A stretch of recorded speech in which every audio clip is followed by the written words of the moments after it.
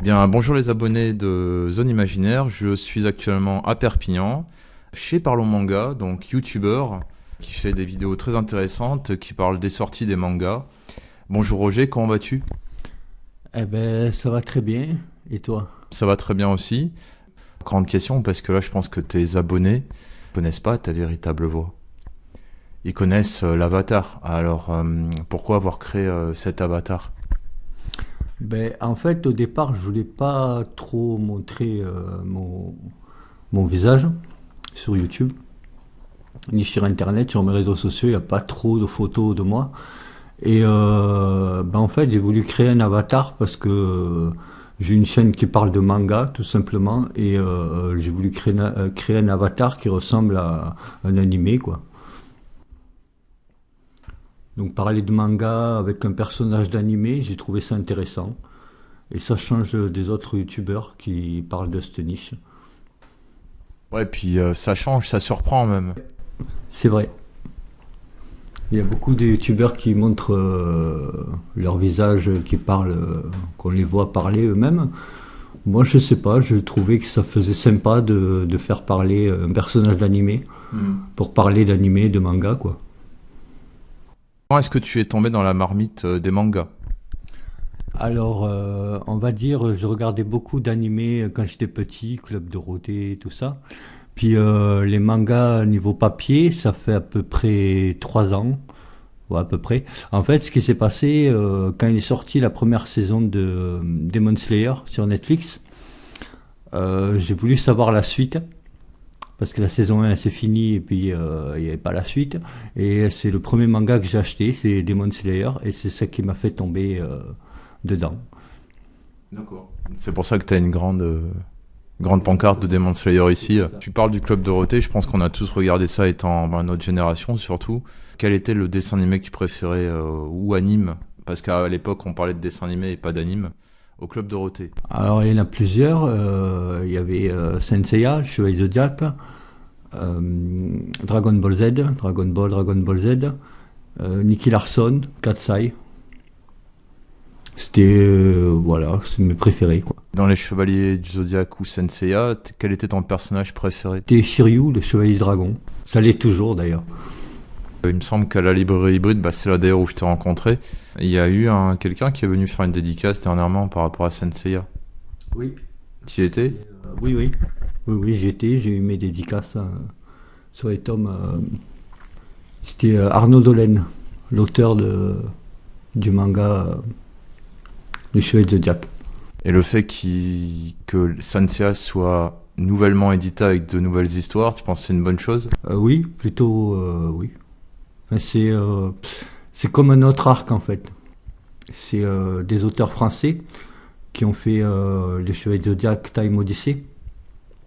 C'est plus le protagoniste en fait, c'est plus le Chevalier du Phénix qui est plus mis en avant que les autres. Tu m'as parlé des Demon Slayer, mais est-ce qu'il y en a d'autres qui t'intéressent ou que tu as lu? Alors j'en ai lu, oui, plein. Là actuellement j'ai 345 mangas dans la Mangatech.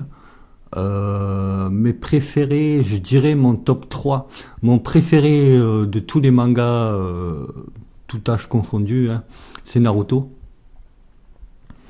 Ensuite, je dirais Les Fleurs du Mal de Sujo Shimi, c'est un auteur que j'aime beaucoup.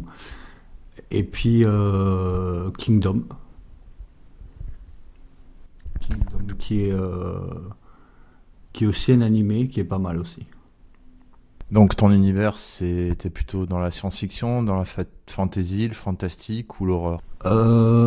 Moi, ça serait plutôt les histoires un peu thriller, enquête policière, tout ça, ou alors après les mangas de niche, Kingdom, Naruto, Dragon Ball, tout ce qui est de niche, quoi. Par rapport à ta chaîne YouTube, quand l'as-tu créée? Il y a 1 an et demi à peu près. Pourquoi?